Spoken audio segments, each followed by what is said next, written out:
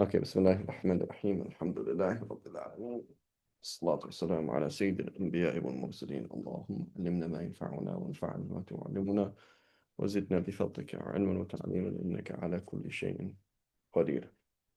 Okay,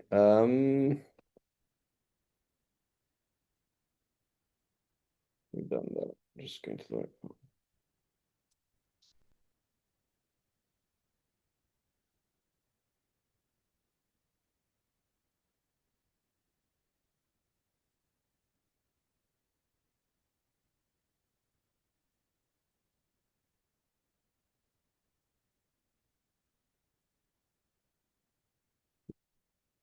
Okay.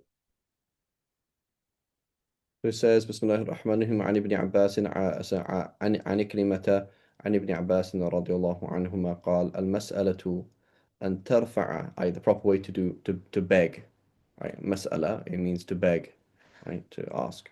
المسألة أن ترفع يديك حذو منكبيك أو نحوهما والاستغفار أن تشير بأصبع واحدة والابتهال أن تمد يديك جميعا. Interesting, right? الاستغفار أن تشير بأصبع. Where does it say this? Let's see the color.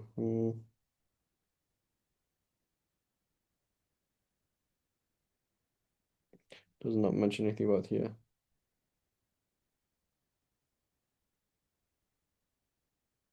So he says وأدب الاستغفار الإشارة بالسبابة سبا للنفس الأمارة والشيطان والتعوذ منهما إلى الله تعالى ولعل المراد من الابتهال دفع ما يتضرر به من مقابلة عذاب ومد يديك جميعا. Your hands up together. I'll put them together. جميعا together or both. Um,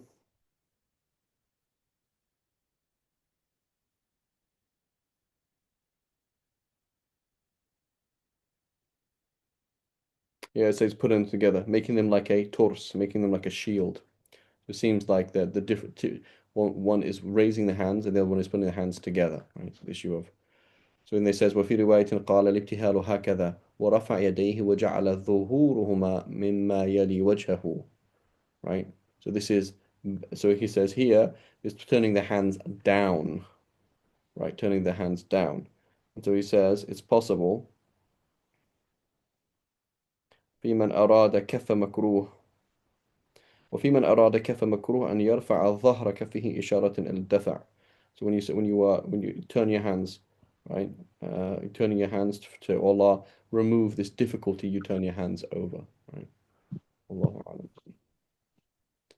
Yeah, I heard Go ahead. my teacher's teacher, Sheikh Muhammad Ali Mishal of Homs, in Qunut,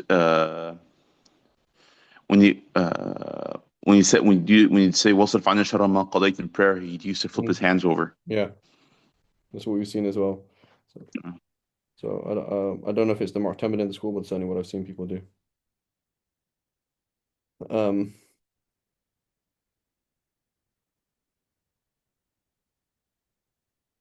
okay, and then 257 it says وعن ابن عمر أنه يقول إن رفعكم أيديكم بدعة ما زاد رسول الله صلى الله عليه وسلم على هذا يعني إلى الصدر, i.e. raising it super high, right? i.e. normally. So the Prophet would raise it higher sometimes, but normally. Um,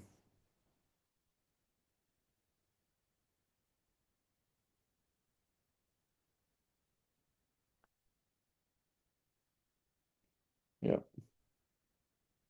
okay. وعن أبي بن كعب قال كان رسول الله صلى الله عليه وسلم إذا ذكر أحدا فدعا له بدأ بنفسه. رواه الترمذي وقال هذا حديث حسن غريب صحيح. That's interesting. هذا حديث حسن غريب صحيح. Right. So it seems like it's this هذا حديث حسن صحيح, but it's a غريب, there is تفرد in it. Right. So i.e. so the غريب could be a problem, غريب could not be a problem. الله أعلم. Right. And here, if you look at I believe this is the Takhrij of Sheikh Albani. It looks like it, I'm not sure who did the Takhrij of it. But anyway, in my print of it, it says that hadith is sahih. Yeah, so that right. So it just means there's tafarrud. That's all. It's not actually a problem at all. Doesn't mean that it's hasan li ghayrihi or something like that. Just means there's tafarrud. That's it. Um, وعن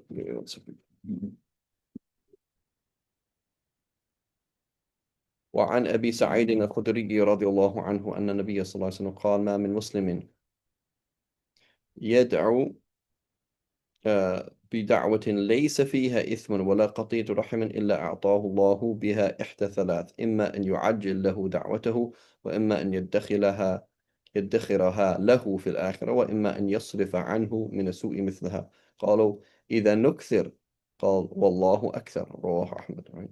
So in that case we're going to make lots of dua right? Well, of course you should do right? نكثر right? We're going to نأتي بالكثير Allah subhanahu wa ta'ala is even more like you can't outdo what Allah is going to give you وعن ابن عباس رضي الله عنهما عن النبي صلى الله عليه وسلم خمس دعوات يستجاب لهن دعوة المظلوم حتى ينتصر وينتصر could be either دعوة الحاج حتى يستر when he comes back دعوة المجاهد حتى يقعد ودعوة المريض حتى يبرؤ عفوا يبرؤ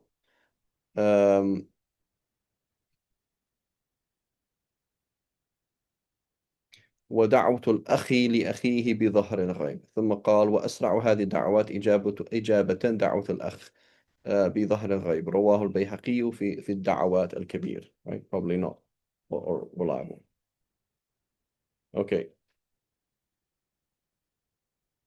باب ذكر الله عز وجل والتقرب إليه وعن أبي هريرة وأبي سعيد الخدري رضي الله عنهما قال رسول الله صلى الله عليه وسلم لا يقعد قوم يذكرون الله إلا حفتهم الملائكة وغشيتهم الرحمة ونزلت عليهم السكينة وذكرهم الله في من عنده عفوا that should be there in صح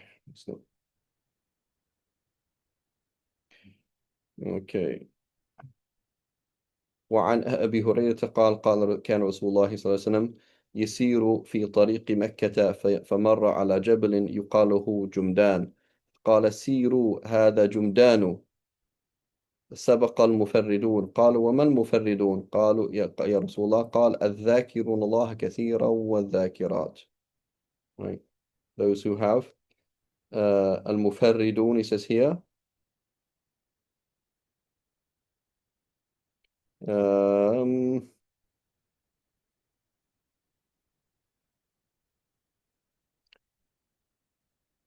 so here أهتروا في ذكر الله they kind of absorbed in dhikr of Allah. So he says يقال فرد برأيه وأفرد وفرد واستفرد بمعنى فرد قيل المفرد إذا تفقه واعتزل الناس وخلا بمراعاة الأمر وخلا بمراعاة الأمر والنهي. Just mentioning in general sense is to have fiqh and to avoid people and to do amr bil ma'ruf and nahy munkar. That's called al-mufarridun.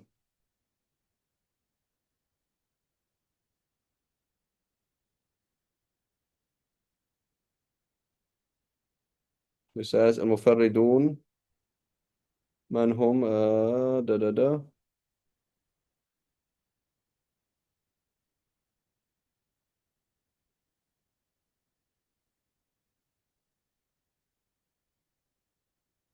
Anyway, the point is doing dhikr of Allah subhanahu wa ta'ala, right? And this is the thing that kills us, right? Is that we don't, that all these moments in our life that we're not connected with Allah subhanahu wa ta'ala. If we did less ibadah and more dhikr, like less outward ibadah and just more connected, like you close the fridge, you open the fridge, the way you go to the bathroom on a daily basis, so it would be much better people. May Allah give us all. وعن أبي موسى رضي الله عنه قال رسول الله صلى الله عليه وسلم مثل الذي يذكر ربه والذي لا يذكر ربه مثل الحي وميت. So this is an interesting hadith. So I remember this in this was in Riyadh al-Salihin, right? This hadith, there's these two hadiths right next to each other in Riyadh al-Salihin. And presumably he's going to mention the other hadith in a second. It's not. So here I'm looking in this in the commentary. It doesn't mention anything about it, I think. Just mentions what's the example and da da da da da. So I remember I was just confused because it was like there's these two hadiths, both from Abu Musa al-Ash'ari, right? In Riyadh al-Salihin, and they're both basically saying a very similar thing. I just thought it was kind of interesting. Like, isn't it odd that there's like one Sahabi, that mentions these two hadiths, مثل الذي يذكر ربه والذي لا يذكر ربه مثل الحي الميت. And the other hadith is ومثل البيت الذي يذكر الله فيه والبيت الذي لا يذكر الله فيه مثل الحي الميت. I thought it's kind of interesting the hadith are so similar and from the same Sahabi. So then I opened up Fath al-Bari and I realized shock horror. Like, this isn't a hadith. It's like, well, hang on a minute, it's متفق عليه أي متفق عليه بالمعنى العام, right? So when you find this hadith in Bukhari, this version, this is the same hadith as the other hadith in Sahih Muslim, which is مثل البيت الذي يذكر الله فيه والبيت الذي لا يذكر الله فيه مثل الميت حي الميت, right? So that's number one. So then you're like, hang on a minute, so isn't that a huge mistake? So then Ibn Hajar says, look at this same hadith, you find it in Ibn Hibban, you find it here, you find it there, everywhere. The hadith from Abu Musa al-Ash'ari with the same shuyukh as Imam Bukhari is مثل البيت الذي يذكر الله فيه. It's talking about, obviously there's talking about the house in which Allah is remembered. Obviously the person who remembers Allah then is like the living and the dead. But it's slightly different, right? So what does Ibn Hajar say? He says either Imam Bukhari made a mistake or it's a riwayah bil ma'na, right? But this tells us, right, how how things are, right? So you just mentioned before about Imam Nawawi, right? And so Imam Nawawi is a tool, right? He's a very, very sharp tool, a very, very exacting tool. He's a tool to understand Quran and Sunnah, right? He is not our God, right? The Shafi school is not our God, right? These are all tools, and we have to interact, interact, properly with these tools. Otherwise, we misuse them, right? So Bukhari is a tool. It's an extremely useful tool, a very, very fine tool, right? And it's not something, but we have to use it properly. And so we don't like research things and we don't interact properly, we actually kill those things, right? The haqq that Imam Bukhari has on us and the haqq that Allah has, or of the many huquq that Allah has over us for giving us a book like Sahih Bukhari is to use it as an intellectual work and to interact with it intellectually. Like, what is this? What's going on? Right? I remember there was one I was reading Sahih Bukhari and it says حدثنا الفرابري. So then I'm like, what's this? Like asking the teacher, he's like, oh, I'm not sure. I was like, Farabri is the narrator of Bukhari, like the one who's narrating from Bukhari. So Bukhari can't possibly say Farabri, you know? So like you got to look at the book, like, well, what manuscript is this, or what print is this? What's going on? Like, if it says Farabri said, and then it's like, well, that's who's even saying that he said that, right? Like, who's saying that Farabri said that? So who's the narrator from Farabri? I mean, we have to, work with things properly. So it's important that there's a haqq that is due with every single thing, right? When you have ice cream, so Alhamdulillah Rabbil Alameen, that was very nice. What's the haqq that's due? Say Alhamdulillah, right? You have a family, you've got to support them. So haqq that's due, right? You have something this really refined, deep intellectual tradition. You actually have to interact with it on an intellectual level, right? That's the haqq that's due on it, right? So that was quite an eye opener, right? For me, it's like, oh, blimey, it's like that hadith is sahih. It's like, well, yeah, in a sense, right? It was it's kind of a bit of a shock. And there are other scenarios like that. Do you know who changed the lafz? Basically, Bukhari himself, I think. I think Bukhari has the same shuyukh as Muslim and everybody else. So, that like just gives you a sense that when you like, this is what we mean by dhan. Like the dhan is that when you read a hadith of Bukhari, it's true. Like that's what the Prophet said. That's a dhan though. How do I know that's a dhan? Well, look, that wasn't really the case, was it? And this isn't the case, and that's not the case. And we say Bukhari is stronger than Muslim. because less hadiths have been criticized in Bukhari than Muslim. That means that hadiths have been criticized, right? Like it is not, so I don't quite understand. You see this quote that they say like they'll say like a hadith is in Bukhari and Muslim, that's like a dalil, just like a dalil qat'i nadari or something like that. Like it's a like the fact that it's there and the Ummah has accepted Bukhari and Muslim, that makes it a fact now. I think that's a bit of a hyperbole. It's not really the I case. think I think but it probably means becomes a fact when it comes to fiqh. Like you can't you're no longer allowed to disregard it. Like you have Yeah, to account for it somehow. yeah, but to treat that in an absolute sense is kind of funny, like that sounds like. So what to say the hadith is sahih is one thing. To say the hadith is true is something else, right? Like I think this has fulfilled the conditions of sahih, yeah, but that doesn't mean that it's actually correct. Mm. There's two different things, right? It's like saying, I confirm that this food has gone through these safety tests. That doesn't mean that the food doesn't have germs. It just means it's gone through the safety checks, right? And you would assume that it can't have those germs normally if it goes through those safety checks, but that's it, right? So, I don't think it's very fair to say things like that. And you're kind of basically putting it on a higher level than it should be, and then you're going to have a problem at some point. Like you're like, oh, there's a big error here, or this that, or as opposed to treat it as it is, a very excellent, super refined um, collection of Sahih hadiths whose errors we know better than other hadiths. Like when one of my teachers taught me said that, it's like, why is Bukhari Muslim so important? It's because we know their errors more than anything else. Like because they've been there and people have been shooting at them for longer, we know everything that's possibly wrong with them. So that's really good, you know. That's what makes it really strong. Like as opposed to something else, there might be more errors in it than you're aware of, right? Whereas Bukhari Muslim is like that. Those are the errors that like you know what's going on. So Allahu Alam. Maybe they mean something on another level or whatever it is, right? Certainly for the ammi, like it's like almost an aqidah issue, right? Like you tell an ammi the hadith in Bukhari and Muslim, and he's like, yeah, who cares? You know, that's pretty dangerous, right? Because for he doesn't know what Sahih hadith is. He thinks the Prophet said it. Like he doesn't know the difference between the Quran and what the Bukhari and Muslim, you know. So for him, he's like, yeah, it's true. Like that's fact. So for the Ammi, this could be, you could argue this almost kufr, right? For some certain awam. But when they're like, oh yeah, that's not, like they see it as fact and then they just reject it, Yeah, Allah. it could lead to some tafsiq. Say it again. Yeah, it could lead to some tafsiq. Tafsiq, right? But for some, it could be kufr if they don't know what it is.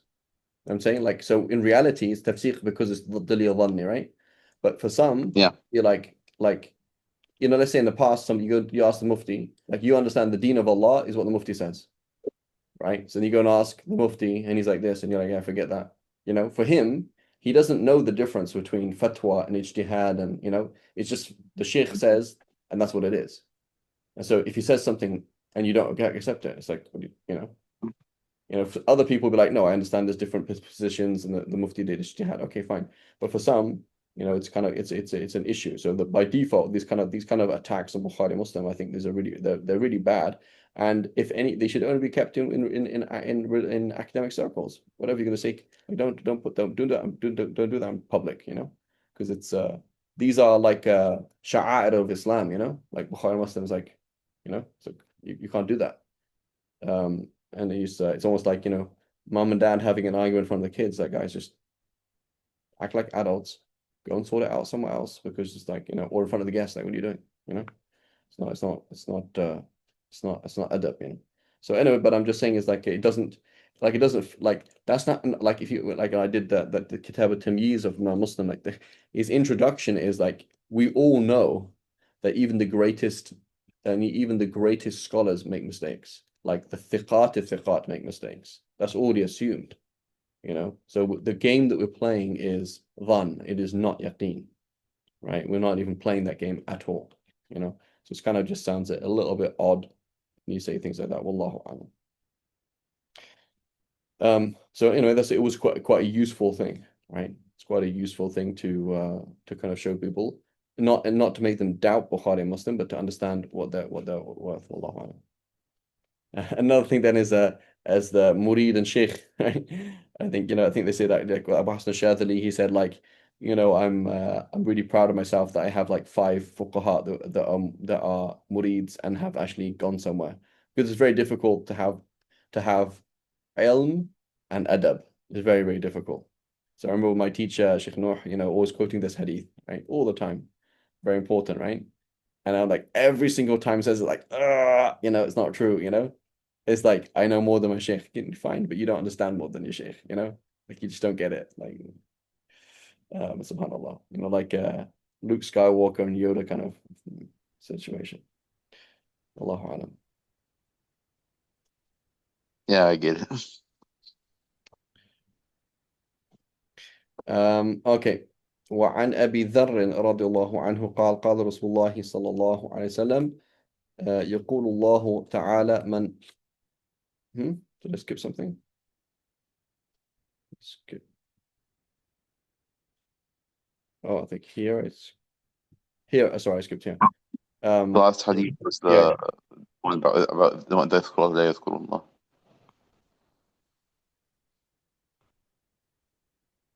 yeah. Okay. Yeah, we did that. Yeah, no, we're good. Yeah, here. So it says from وعن أبي هريرة رضي الله عنه قال قال رسول الله صلى الله عليه وسلم يقول الله تعالى أنا عند ظن عبدي بي. Right? For me, this is just, I'm not talking about a sharh, I just take this personally. This is a huge thing, right? Like I see myself as super positive, but then I catch myself being super negative, right? It's like a really important thing, like super, super positive, right? أنا عند ظن عبدي بي وأنا معه إذا ذكرني فإن ذكرني في نفسه ذكرته في نفسي وإن ذكرني في ملأ ذكرته في ملأ خير منهم متفق عليه. Very important, right? في ملأ meaning in a group of people. وعن أبي ذر رضي الله عنه قال قال رسول الله صلى الله عليه وسلم يقول الله تعالى من جاء بالحسنة فله عشر أمثالها وأزيد ومن جاء بالسيئة فجزاء سيئة مثلها أو أغفر ومن تقرب إلي مني شبرا تقربت إليه ذراعا ومن تقرب إليه ذراعا تقربت إليه باعا ومن أتاني يمشي أتيته هرولة ومن لقيني بقراب الأرض خطيئة لا يشرك بي شيئا لقيته بمثلها مغفرة. What's it got to do with Oh, this is just getting close to Allah. Yeah, yeah. I thought it was about dhikr. No, it's like specifically getting close to Allah, right? And then Yeah, there's a quote. I'm trying to if I can remember it. غلطت في أمري. I'm just trying to find this quote from one of the early Sufis. غلطت في ابتداء أمري في ثلاث. Here we go. أبو يزيد البسطامي حلية الأولياء.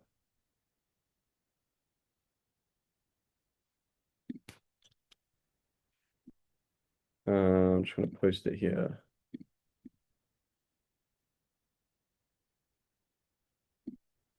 So this is حلية الأولياء by Abu Ayn Nu'aym al-Asfahani.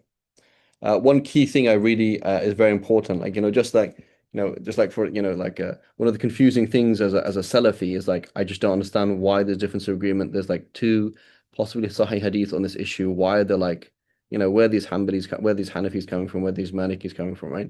So the important thing is like just showing them the fiqh of the Salaf, right? They might not care, may not care, but it's like it's useful to see like, oh, here's this Maliki thing is based 100% on the fatwa of a Sahabi. And it's like, so it has a basis. It's not just like someone's just crazy idea or, whatever it is. And it may like it tight. Like, it's another thing then is the Sufis, right? So a lot of the Sufis, Sheikh Noor, he'd always kind of joke, he'd be like, Shatahat the Sufiya, crazy things the Sufis say, right? He's not seriously discrediting them, but it's like, kind of funny. But it's one of these things is a fitna, right? Is that you keep hearing mutaakhirin. You keep hearing like oh, Ibn Ta'ala Iskandari said this, so and so late someone said this, right? And it's like it just sounds like the khalaf. But in reality, everything, basically everything the late scholars say the early scholars say. Like you can go through like Hakim al-Ta'ala and find a quote for basically every single hikmah there, every single thing. Like where's the dalil from the Salaf that is not a bid'ah? Here, here, here, here, here. You know, you just find so much of this stuff, right? So Abu Yazid Bustami not really Salaf proper, but he's early, you know.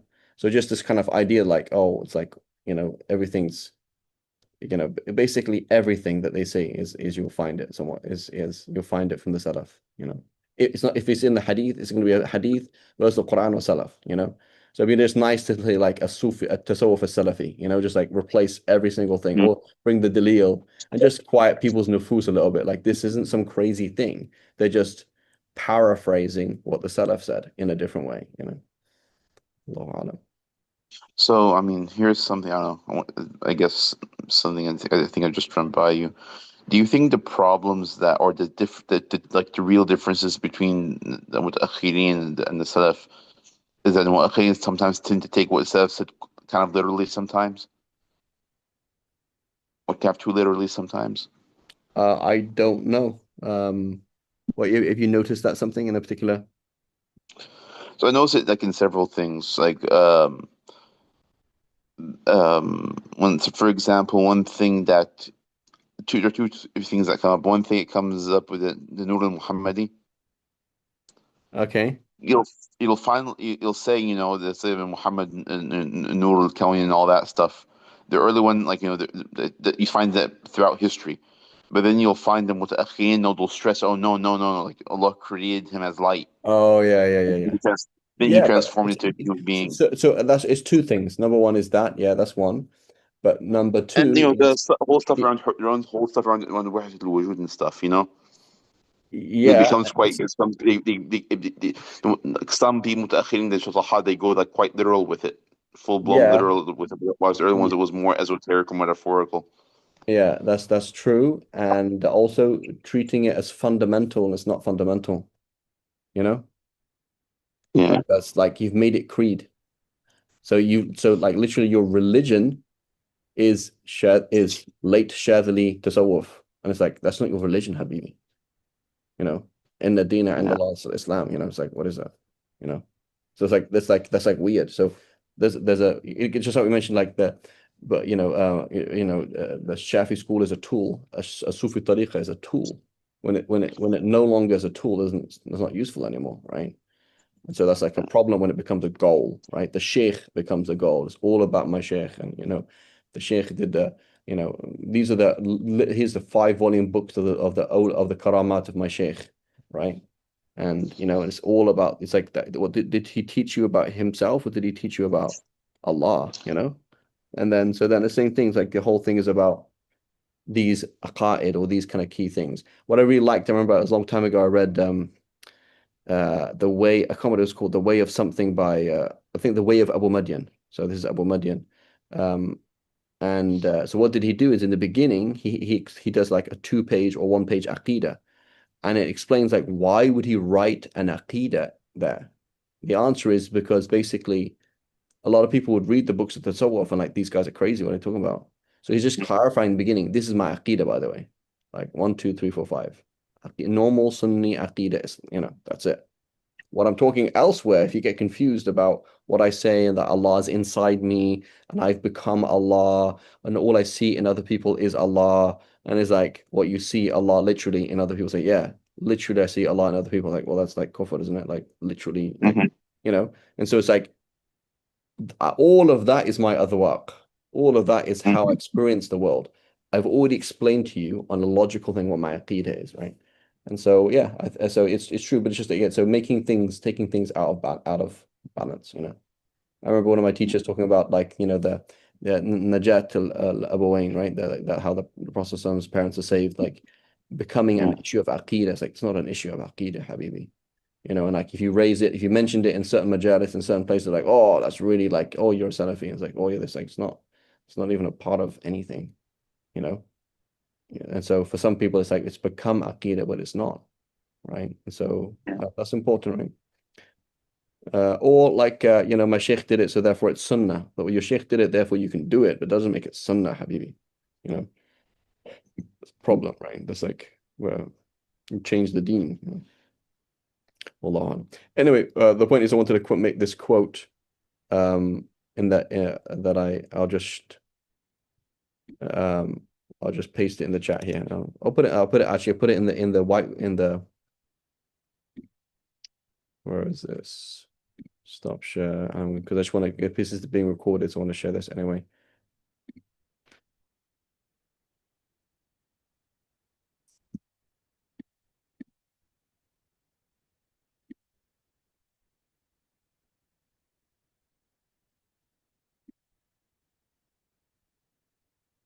Is it like that?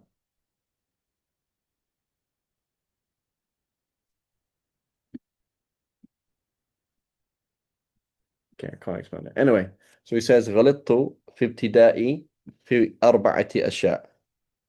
Right? أو يزيد بسطامي. Right? توهمت أني أذكره وأعرفه وأحبه وأطلبه. فلما انتهيت, and I think there's another narration, فلما انتبهت رأيت ذكره سبق ذكري ومعرفته سبقت معرفتي ومحبته أقدم من محبتي وطلبه لي أولا حتى طلبته. Right? This is I don't quite know what it means. Like, well, معرفته سبقت معرفة, because like how can I mean I guess it may just speaking general sense, but right, is ذكره سبق ذكري. Right? It's basically pure ihsan from Allah subhanahu wa ta'ala for no reason. There's What's the no problem? say it again. What was the problem that you saw? The معرفته سبقت معرفتي. Like, I mean, like, so ma'rifah for us is like our appreciation of Allah subhanahu wa ta'ala, our, you know, also it's like his appreciation of me, like what I am. It's like, well, obviously he knew you, right? So, but it's not a big deal. But anyway, the point is, like, operationally, yeah, of course, like we have to do things, but it's like it's beautiful, you know. Like he remembers more dhikrullahi akbar, right? Allah's remembering the slave is greater than the slave remembering Allah, you know, and he's the one who loved me such that I loved him, and he's the one who sought me such that I should seek him, you know. So I just thought it was a nice quote. Khair. It's an excellent quote. Yeah, subhanAllah. But then also it's just like you can find everything. So, you know, in the with the early people, right? You don't need to, you don't need to, like, it's a fitna, you know, like when you explain things based on the khalaf, it's a fitna for certain people because they have this continual thing, oh, everything's a bid'ah and you change everything. It's not. You can explain all of these things, you know, with verses of the Quran, with ahadith, with words of the salaf, you know. So, but then at the same time, well, I don't have to quote the salaf. I can just summarize, right? You should be able to trust me. Why can't I, you know, so for them, they have this whole issue, but, you know, it's a useful thing. Wallahu alam. Okay, another example again about Bukhari. وعن أبي هريرة رضي الله عنه قال قال رسول الله صلى الله عليه وسلم إن الله تعالى قال من عادى لي وليا فقد آذنته بالحرب ما تقرب إلي عبدي بشيء أحب إلي مما افترضت عليه وما يزال عبدي يتقرب إلي بالنوافل حتى أحبه فإذا أحببته. So what does that mean then? His life is engaged in the fard and nawafil. There is no haram, makruh or mubah in his life. Right? The only mubah in his life are things that fulfill that are, you know, that are instrumental to something that is fard or wajib. Right?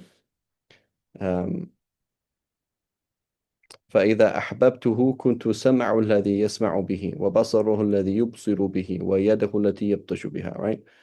And so here, you know, on a very kind of superficial level, right? We go on a one level, we say like, you know, his hearing is, I am the hearing with which he hears, meaning like, you know, he only listens to halal, right? He only looks at the halal, he only does things, right? But on a deeper level, the senses, right? So Allah is Zahir wal Batin. So there's nothing stopping you. Just like you know, in Jannah, you will see Allah with your eyes. Similarly, there's nothing stopping you from feeling Allah. and seeing Allah and hearing Allah in that in that the sounds, sensory things, the feeling you feel with your finger, the senses that come to you, they are all words that indicate Allah subhanahu wa ta'ala.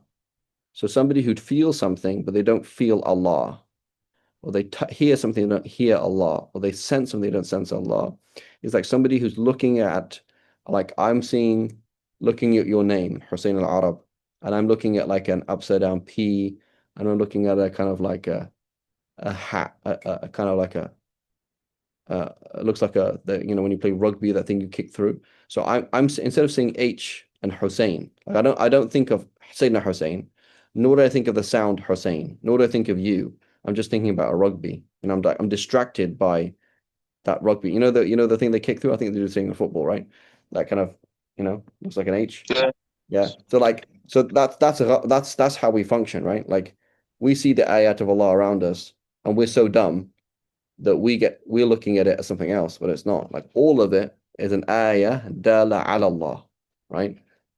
So هو كيف نقول استغرق في المدلول عليه عن الدلالة، right? كالقارئ الذي استغرق في معنى المقروء عن القراءة، right? When you're reading the text, you might not remember where that line was on the page because you're not looking at the page, you're looking at the meaning, right? فغاب عن المعنى أو غاب عن الحس بالمعنى, right?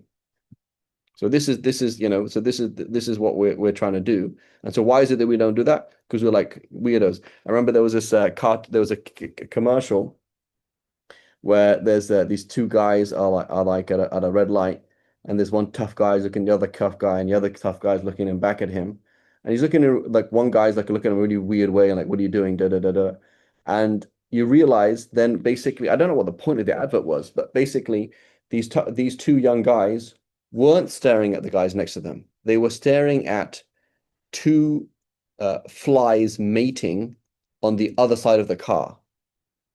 So the point is like they're not even looking at these people, looking at the flies mating, right?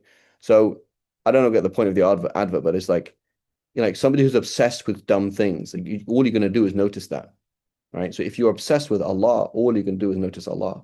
And if you're obsessed with money, all you're going to notice is money. And if you like, I used to skateboard, right? So like I would see sets of stairs, like you see it as a skateboarder says.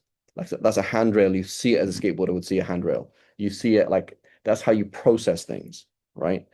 Um, and so like you just process reality based on your nafs. So that's what we're doing, continually processing Allah out of our experience, even though هو الأول والآخر والظاهر والباطن, right?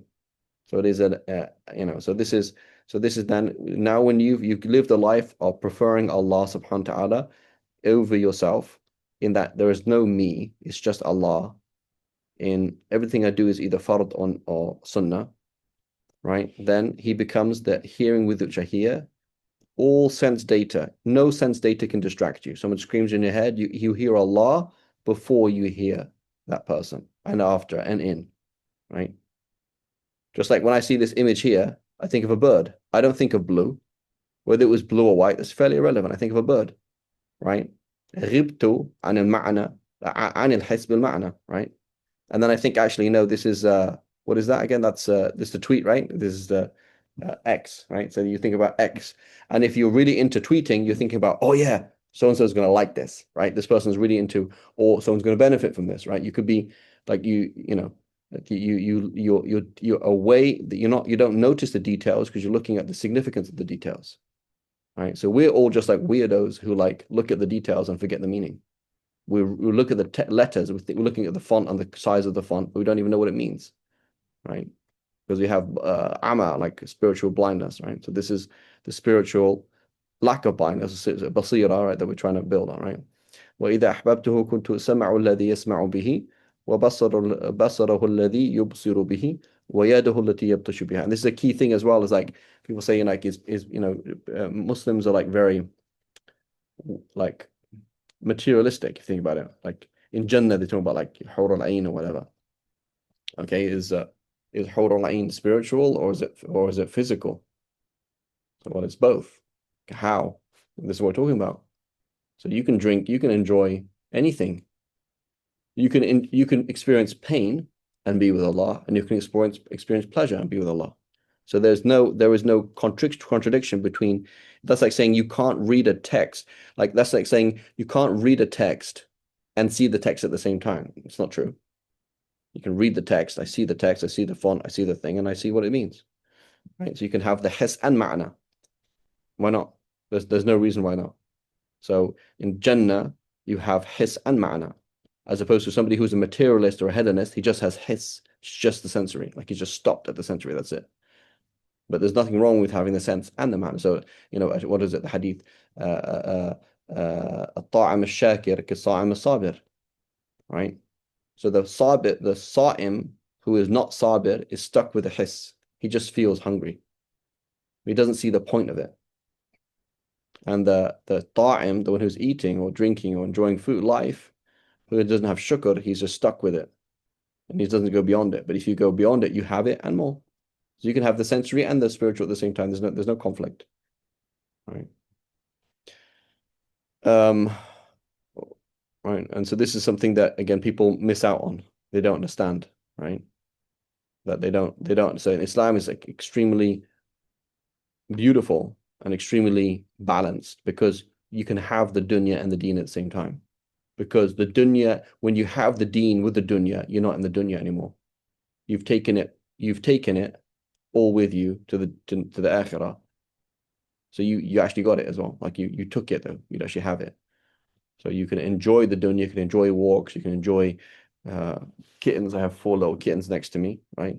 With 100% ma'rifah, why not? And shukr and total there's no actual conflict there, right? Obviously assuming that you're not wasting your time, excess eating, excess whatever it is different. Right? So as long as you're doing the sunnah and doing the awla, then there's no conflict whatsoever. And in Jannah, you can be in both worlds at the same time. There's no conflict, right? So here somebody says, oh, like let's say for example, so will you be making dhikr of Allah subhanahu wa ta'ala when you're with your 70 hurun, will you be making dhikr of Allah? Say 100%. And they will too. Like, what's wrong? Like, they're like, oh my God, that's so weird, right?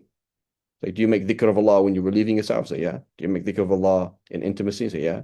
Do you make dhikr of Allah subhanahu wa ta'ala when, I don't know, when there's a red light? Do you make dhikr of Allah when things are difficult? Yeah. Right. So there's no reason why you can't be with Allah subhanahu wa ta'ala in every single thing. Apart from our own stubbornness and own, intentional ghafla. May Allah forgive us. Right?